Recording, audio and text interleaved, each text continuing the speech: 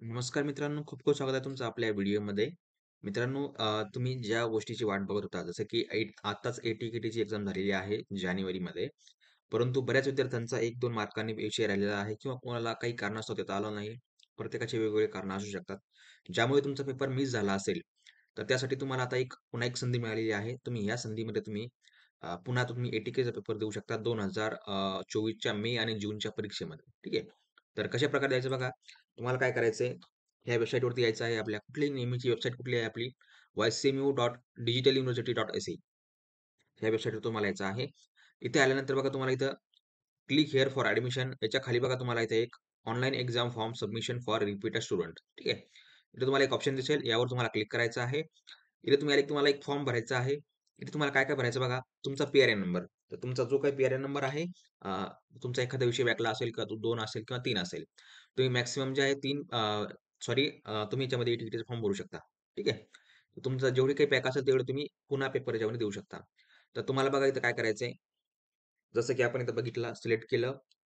इथे तुम्हाला तुमचा कॅप्चा टाकायचा आहे व्यवस्थित आणि याच्यावर प्रोसीडवर क्लिक करायचं आहे. ठीक आहे. तर इथे बघा तुम्हाला आता इनकरेक्ट ओके, ठीक आहे. कॅप्चा चुकला. WXC आणि समोर आहे U. ठीक आहे. याच्यावर क्लिक करूया आपण. जसं आपण याच्यावरती क्लिक केलं मित्रांनो, तुम्ही इथे बघू शकता. तुम्हाला जो आहे सर्वात पहिली जे आहे, तो एक्झाम इव्हेंट इथे तुम्हाला दिसायला तयार सुरुवात होईल. ठीक आहे. तर एक्झाम इव्हेंट कुठला आहे बघा आपल्याकडे मे, जून 2024. अगोदर इथे बघा डिसेंबर 2023 होतं. आता मे, जून आहे. G02 B.Com Marathi medium with credit. ठीक आहे. याचा सब्जेक्ट बॅकला आहे. ते इथे दाखवत आहे. ठीक आहे. तुम्हाला इथे काय करायचं, सबमिट बटनावर क्लिक करायचं आहे. काहीच नाही करायचं. फक्त एक्झाम इव्हेंट चेक करा. मे, जून 2024 आहे का? तर सर्वांना आहे. सबमिटवर क्लिक करायचं आहे. जसे तुम्ही सबमिटवर क्लिक करता, इथे बघा तुम्हाला एक सब्जेक्ट दिसतो. Business organisation and administration com 212 lecture theory university assessment म्हणजे काय UA. ठीक आहे. यासाठी बघा रिपीटेड स्टुडंट एक्झाम फी आहे ₹180.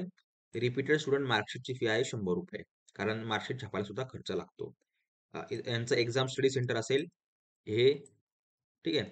इथे तुम्हाला फक्त स्टडी सेंटर दिसतंय, हे एक्झाम सेंटर नाही. एक्झाम सेंटर कुठला असणार आहे तुम्हाला मी पुढे सांगतो. एक्झाम इव्हेंट आहे मे, जून 2024. ₹180 प्रत्येक विषयाला तुम्हाला द्यायचे आहे. ₹100 तुम्हाला जे अतिरिक्त द्यायचे आहे ते तुमचं जे काही सर्टिफिकेट वगैरे असेल, त्यासाठी तुम्हाला ₹100 वेगळे द्यायचे आहेत. ठीक आहे. सेंटर प्रिफरन्स तुम्हाला द्यायचा आहे. इथे काहीच करायचं नाही. व्हेन्यू प्रिफरन्समध्ये तुम्हाला काहीच करायचं नाही. जसं आहे तसं सिलेक्ट सोडून द्यायचं आहे. Select medium of appearance. ठीक आहे. तुमचं मराठी असेल तर मराठी येईल, इंग्लिश असेल तर इंग्लिश येईल किंवा तुम्ही सिलेक्ट करून मराठी, इंग्लिश तुम्ही करू शकता. ठीक आहे. खाली प्रोसिडर क्लिक करायचं आहे. जसंही तुम्ही प्रोसिडर क्लिक करता, तुम्हाला काय करायचं बघा, तुम्हाला कन्फर्म करायचं आहे फी अमाउंट. ठीक आहे. एका विषयासाठी ₹180 आहे. स्टुडंट एक्स्ट्रा मार्कशीटसाठी तुम्हाला ₹100 आहे. टोटल फी झाली ₹280. तुम्हाला इथं कन्फर्म करायचं आहे आणि जनरेट इनव्हॉइसवर क्लिक करायचं आहे. तर आपण इथं कन्फर्म करून घेऊया. कन्फर्म केलं की जनरेट इनव्हॉइसवर क्लिक करायचं आहे. जसे तुम्ही इथं जनरेट इनव्हॉइसवर क्लिक करता, तर समोर बघा तुम्हाला इथं पेमेंटचं ऑप्शन आलेलं आहे ऑनलाईन पेमेंट. तुम्हाला ₹280 पे करायचे आहे ऑनलाईन. ठीक आहे. ₹180 तुमच्या एका पेपरसाठी आणि ₹100 जे आहे तुम्हाला ते तुमच्या मार्कशीटसाठी तुम्हाला द्यायचे आहेत. इथे बघा click here to pay online असं एक तुम्हाला ऑप्शन येईल. यावर तुम्हाला क्लिक करायचं आहे. Click here to online. आता बघा तुम्हाला इथं पेमेंट गेटवेचा ऑप्शन मिळेल. ठीक आहे. तर हे जे पेमेंट गेटवे आहे तुम्हाला इथे तुम्ही सिलेक्ट करू शकता. ₹280 पेमेंट गेटवेवर क्लिक करायचं. खाली बघा एक सबमिटचं ऑप्शन येईल. त्या सबमिटच्या बटनावर तुम्हाला क्लिक करायचं आहे. लक्षात ठेवा तुमच्याकडे इंटरनेट चांगलं असणं आवश्यक आहे. नाहीतर तुमचं पेमेंट जे आहे ते फसू शकतं. टोटल अमाउंट ₹280 आहे. यावर क्लिक करायचं आहे. खाली पे नाऊवर क्लिक करायचं. हे तुम्हाला कन्फर्म करायचं आहे. ओके. आता बघा तुम्हाला इथं फी डिटेल आलेली आहे ₹280 फायनल. त्याचा तुमचा इथे ईमेल आयडी येईल, तुमचा मोबाईल नंबर येईल. ठीक आहे. जो असेल तुम्ही तो टाकू शकता. ठीक आहे. इथे तुम्हाला कन्फर्म करायचं आहे. आय एक्सेप्टवर क्लिक करायचं, समोर प्रोसीड करायचं. बघा इथे मोबाईल नंबर टाकणं जे आहे ते कंपल्सरी आहे. आता इथे मी जे आहे माझा जो मोबाईल नंबर आहे तो टाकतो. आपला जो ॲपचा हेल्पलाईन आहे तो नंबर टाकतो. प्रोसीडवरती क्लिक करतो.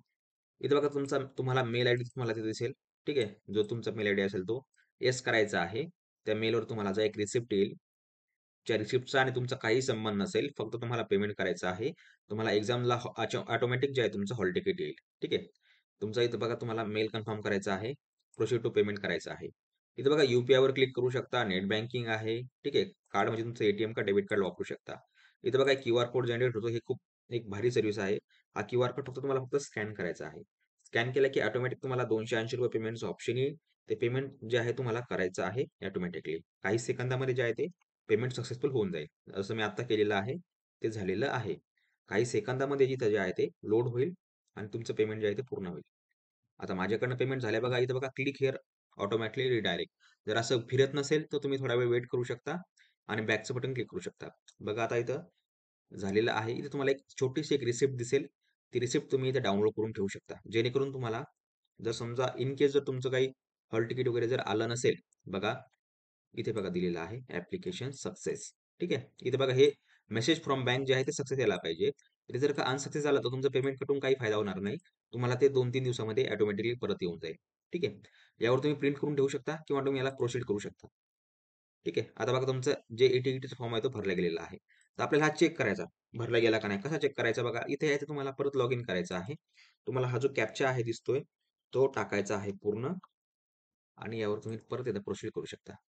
तर प्रोसीड केल्यानंतर बघा तुम्हाला इथे डायरेक्ट डाउनलोडचं ऑप्शन येईल. पहिले तिथं आपल्याला सबमिट करायला येत होतं ब्लू आयकॉनमध्ये.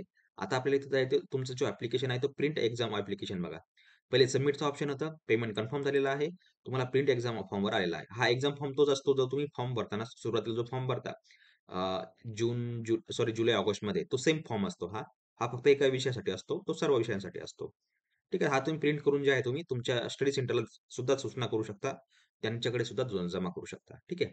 तर अशा मित्रांनो तुम्हाला व्हिडिओ आवडला असेल तर भेटूया पुढच्या व्हिडिओमध्ये. तोपर्यंत बघत राहा, शिकत राहा. जय हिंद, जय महाराष्ट्र.